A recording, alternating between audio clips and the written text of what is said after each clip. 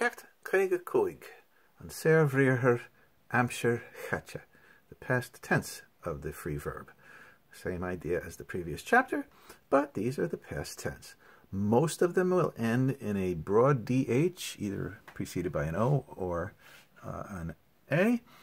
There are a couple of oddballs that end with a THAS, and because it's the past tense, you get a little bit of irregularity in certain irregular verbs, which behave in the same irregular way that they behave in the other ways of using them in the past tense. Curach. Now I'm doing the monster pronunciation there. If you listen to the recordings we have, you'll hear it both ways, curach and curu.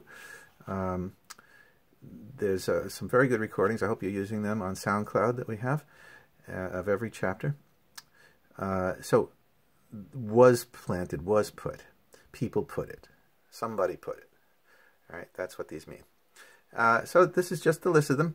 Buinach, dílach, dóch, tugach, and so forth and so on.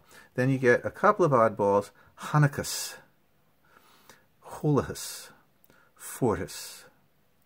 All right? Everybody else is pretty much going to behave themselves.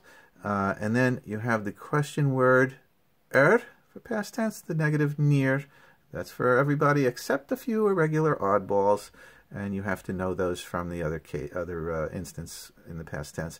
Niakas, ni warus, ni dorach, ni yernach, unwakas, unwarus, and so forth. Those are the ones that use the particles that are normally the present and future tense particles. So that's the whole chapter. You just got to get used to using these in the past tense. Have fun.